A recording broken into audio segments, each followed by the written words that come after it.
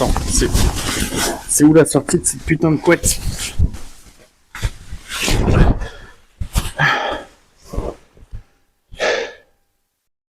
Bon, je suis allé voir les linceuls. Et pour une fois, la bande-annonce ne révèle rien de l'intrigue. Je vais donc rendre hommage à cette décision intelligente et moi aussi vous faire une revue sans spoil. C'est parti. What happened? It's like a tracking device. It's obvious they were tracking you through her. Why would they do that? It's not meant for the living. Maybe not meant for the dead either.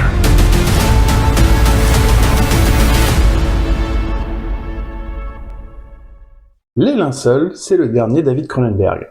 Et je ne vais pas vous expliquer David Cronenberg parce que... Bah quand même quoi. David Cronenberg. Enfin, c'est David Cronenberg est un acteur canadien, surtout connu pour son rôle du Dr Wimmer dans Jason X. Blague à part, il revient ici avec un nouveau thriller qu'il écrit et réalise. On est donc dans la catégorie des films qui sont 100% écrits par Cronenberg, comme Crimes of the Future, ou comme Crimes of the Future, par opposition aux autres films qu'il réalise, qui sont souvent des adaptations de romans. On retrouve ici à l'affiche Vincent Cassel,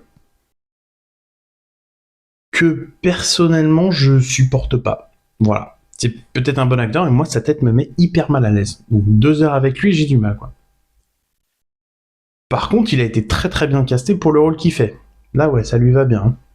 Mais aussi avec Diane Kruger, Sandrine Holt et Guy Pearce, qui reprend son rôle d'Iron Man 3. L'intro d'Iron Man 3. Là, je vais faire une petite parenthèse coup de gueule, mais pitié, arrêtez les personnages développeurs, geeks, hackers qui sont autistes ou inadaptés sociaux ou paranoïaques. J'en peux plus, quoi. C'est malveillant, c'est à milieu de la réalité. Il y a moyen de faire des très bons films avec des persos comme ça qui sont pas... Pardon, mais Asperger, quoi. Donc stop. Arrêtez, quoi. Là, je veux bien que ça serve le film, mais vraiment, j'en ai marre. On est dans un pur thriller bien Cronenberg, avec un concept à la Cronenberg, cette fois, un peu futuriste, mais pas trop. Vraiment, je pense qu'on est dans un futur très très proche, quelques années, 10 ans max, quoi. Donc, quasiment sûr qu'on a déjà la technologie pour le truc dont il parle, mais que personne l'a encore mise en pratique comme ça, quoi. C'est tout ce que je peux vous dire sans spoil, parce que vraiment, ça vaut le coup de vous laisser découvrir par vous-même ce qui est encore sorti de son imaginaire, mais on est bien dans une idée à la Cronenberg, quoi. Et en même temps, c'est pour ça qu'on y va. Moi, perso, quand je vais voir du Cronenberg, c'est pour voir ce qu'il a encore sorti de sa tête, quoi. Et on n'est pas déçu, on a encore une idée qui est très bonne, je trouve. Et comme d'habitude avec Cronenberg, le thriller est un petit peu en retrait pour s'intéresser un peu plus à la psychologie des personnages. Parce que c'est ça qui intéresse vraiment Cronenberg, en fait. Les gens qui pensent que Cronenberg c'est que du body horror, c'est des gens qui n'ont pas vraiment compris Cronenberg, je trouve.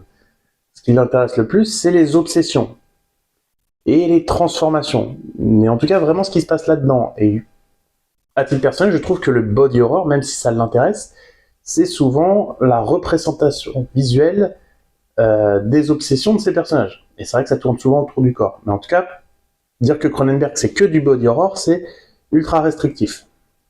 Et encore comme d'habitude avec Cronenberg, j'avoue être assez surpris par le nombre de thèmes qui sont brassés pendant tout le film. Je veux dire, il se contente pas de son concept, il parle de tout un tas de choses. Notre rapport au deuil, notre rapport à la mort, notre rapport à l'IA, et également, et c'est peut-être le thème majeur du film finalement, l'importance croissante du phénomène complotiste.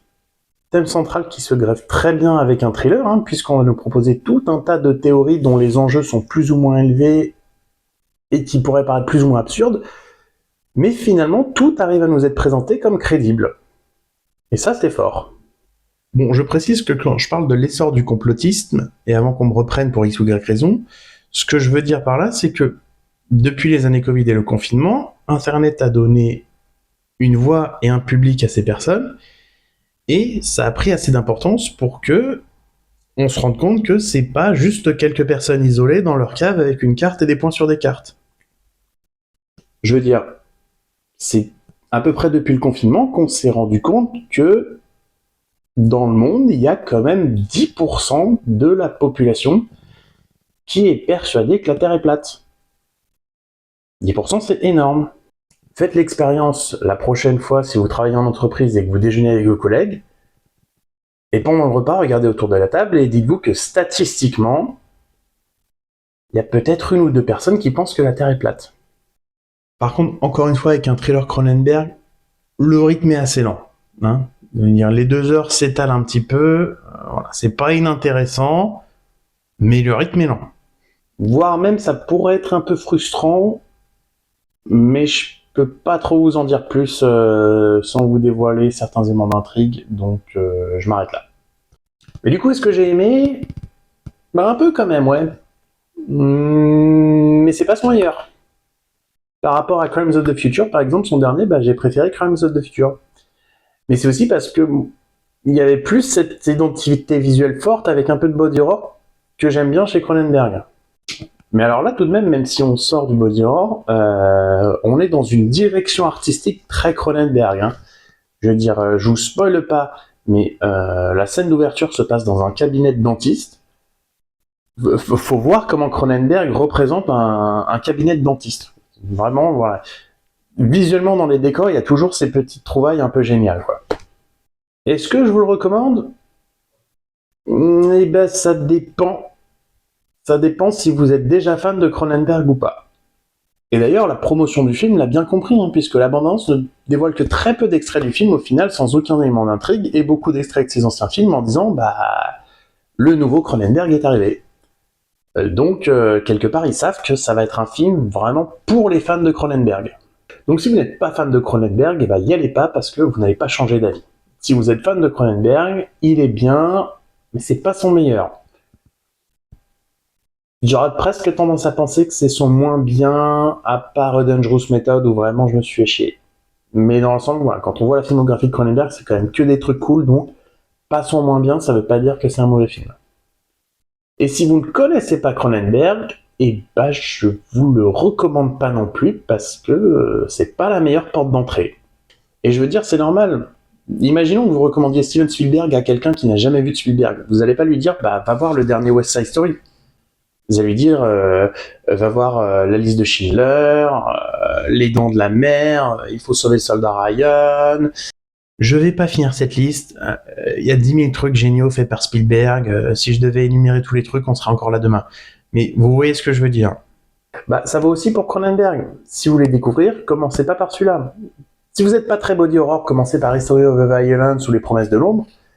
Si vous êtes bien le trailer, vous pouvez éventuellement faire Crash, comme ça vous emmène lentement vers son côté body horror. Et puis évidemment, si vous voulez plonger encore plus dans ces thèmes et dans les histoires de métamorphose et de body horror, Existence, La Mouche, Vidéodrome. Bref, Les Linceuls, c'est un Cronenberg pour les fans de Cronenberg. Voilà. Donc vous savez déjà si vous devez y aller ou pas. Et si vous n'êtes pas fan de Cronenberg, ou plutôt si vous ne connaissez pas Cronenberg, allez-y quoi, pas avec celui-là, mais il y a des tas de trucs vraiment cool dans sa filmographie, et vraiment il n'y a pas deux réalisateurs qui font ce que lui il fait, quoi. Il est assez unique. Et vraiment il y a des tas de trucs super cool. Donc n'allez pas forcément voir Les Linceuls, mais regardez du Cronenberg. Et voyez des films.